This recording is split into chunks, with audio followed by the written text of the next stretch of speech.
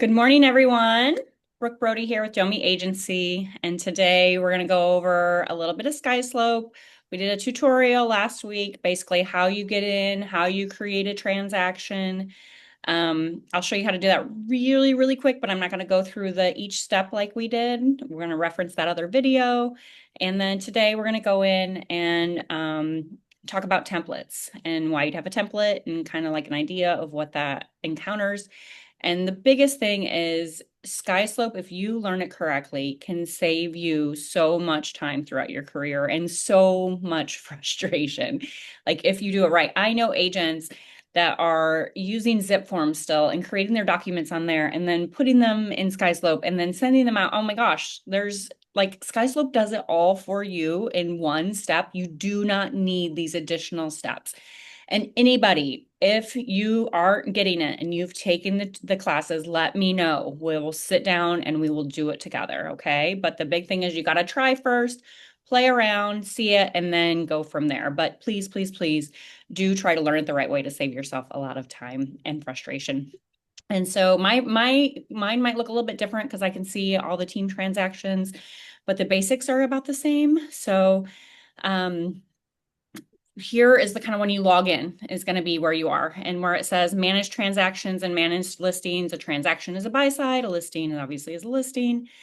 If you go into these and click on them, you can see up here at the top this create transaction. Okay, so if you have you have an accepted purchase offer, things like that, you can go ahead and create the transaction and you can follow the steps. With Skyslope, there's going to be a lot of blanks, but you only need to fill in the ones that have a red asterisk prior to moving to the next.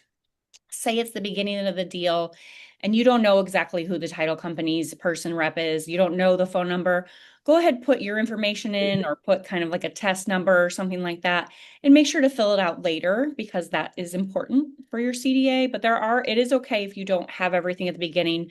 Just know that you can go back in and update that at any time. And so once you're in here, and you create your transactions, you should be able to go and hopefully you only see your transactions so you're not confused. Once you click on them, it brings up a checklist, okay, right? And at that checklist, it's going to tell you like everything's required to begin with, okay? And that's okay because I want you to think about it. So, for example, if you do a new build, you're not going to have, right? Let's just go down the thing. We're not going to have an MLS printout because it's never been listed. Okay. It's not, and it's a builder. So you're going to put in there new build NA, and you're going to save those notes. Anytime you put in a note, you want to save it over here. Okay. And then you're going to go down. You don't, proof of funds isn't not always required, but you can just put in NA because it's not required. So this is an older Skyslope forms. They have updated it. So this looks, but there's certain things in there. Like for a new build, you're not going to have a seller's disclosure, which 98% of the time, unless it's a new build or land, you're going to have that. So you're going to put in new build NA. So there's going to be things on there that even though required, don't freak out. And then this starts that conversation. And so you're going to add these documents. One of the really things I love about Skyslope is once you create a transaction, it creates your own unique email address for that room. So as long as it's a PDF and you email documents to that specific address, right? This one's Clay Street 7012 at skyslope.com. Those are automatically going to go into your documents for you, okay? And you'll see them listed here. And the really cool part, so say you have like your closing packet, like closing packets can be, 20 to 40 pages, right? So if you scanned all of that into your room and you wanted to break it out into the deed, into the ALTA, whatever you wanted to do, power of attorney, you can simply click on the document and hit split. Now, this document that I'm showing right now doesn't have additional pages, but if it did, we could break it down page 1 to 1, page 2 to 4. It's so nice, and it assigns it to your checklist. You can also go in here and click like this and hit assign, and it's sometimes it's gonna already things, but like if we're gonna put in our CDA request form, things like that, um, closing statement. So you're gonna be able to go in and assign it like that as well. You can also, from here, any of these documents, you can email them. See this right here? So I'm going to click on this document and I'm going to hit email and I can send this. So if you're not sure that the title has your CDA, this is a great portion to be able to go in there and click out and you add them. And then really, really cool part is if you log it, if you put it in Skyslope like this, it logs it. So you guys have proof of everything you did. And so I definitely recommend this. If you look at this log right here, it's going to tell you who did what, when it happened. And so if you absolutely, like if you have a deal going possibly south, unfortunately those happen with mutual releases, I would send everything in and out of Skyslope because it's going to log it for you. And then if you ever need to go back to it, it's right there, easily accessible in your Skyslope room. So many great things about Skyslope. I could, talk for days, which you guys all know that, but we're not going to do that today. So I'm going to do a quick reminder of where you go to create your CDA form because that is something that's different. So here you are, you're in your transaction and you can go up here to this working documents right here. You can also get there from your main page. And don't freak out because as soon as you touch it, it's blank, right? Okay. I do that every single time. But look, I'm going to go over here from Office Inbox and I'm going to go over to Office Docs. I'm going to click on that. And then there is the beautiful CDA request form. And so I'm going to click on this and you immediately can start filling in the boxes.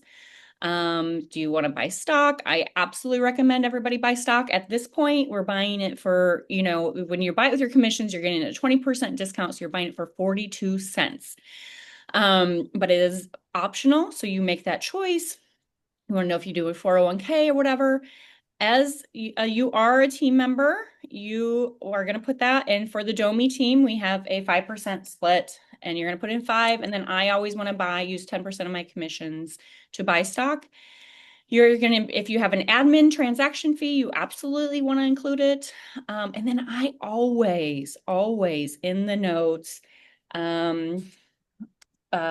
commission 3% equals, say what's a $300,000 house, $9,000 and ATC of 350 equals. So I'll tell them 93.50. I want to tell them what the gross commission is. Okay. So just if there's ever any doubt, put it in the notes. And then from here, you just download it. And it will say with your changes or without your changes. You're obviously going to want to use with your changes. And then I'm going to name it so that I can find it. And CDA. Let's see, maybe I'm going to rename it, right? CDA test. All right, we're just going to save it as that because it doesn't want to move. And then I'm going to get out of here. I'm going to go back to my room that I was in, back to my transaction, my Skyslope room. So I'm going to back out of here and I'm going to go to documents and I'm going to upload document like it says right here. I'm going to grab that. You can drag and drop too if you have a Mac, which is nice. It's going to pull up and then I'm going to hit here and I'm going to click on it and then I'm going to assign it. Okay. And then you're going to assign that to the CDA request form. So that's how you create your CDAs. If you guys have any questions, let me know. Let Sarah know. cheerscowork@gmail.com. And then the last thing I want to talk about today is creating templates. So why you would have a template.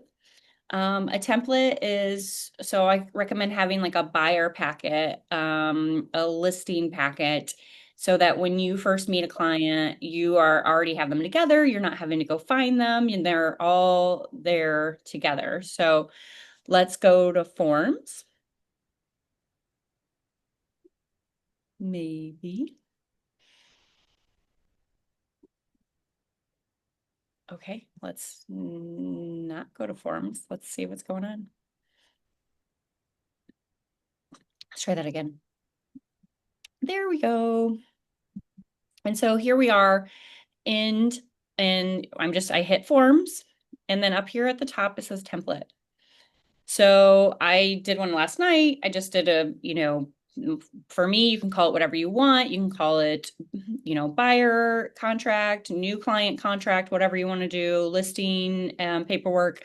You would click on create your template. Here it's going to ask you buyer, seller, landlord, tenant. We're going to create a buy side one. Next. So buyer package.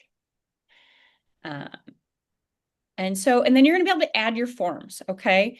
So you are going to have your like state library or your MLS library in there, which is going to be the majority of your forms.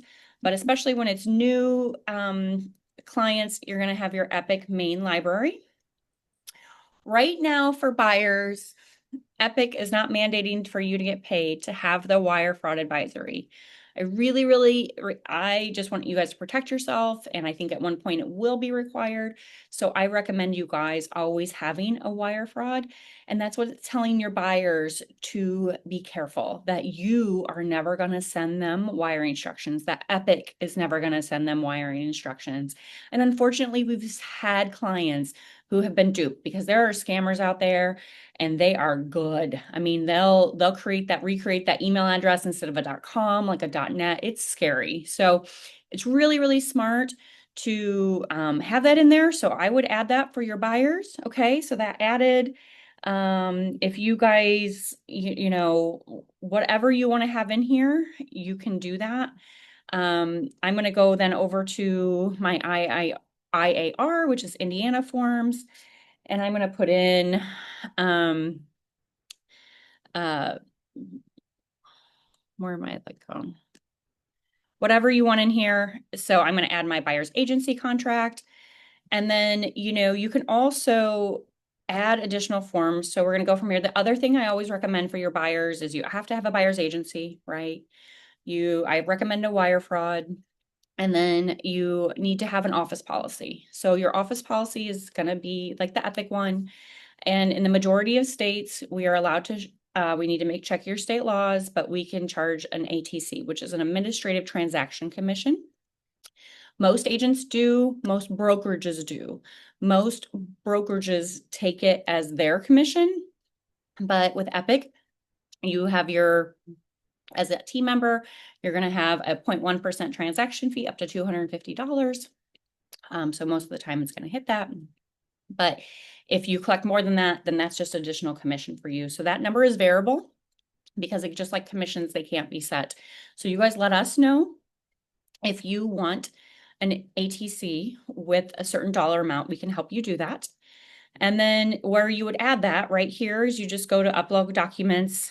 I am just going to drag and drop something over here.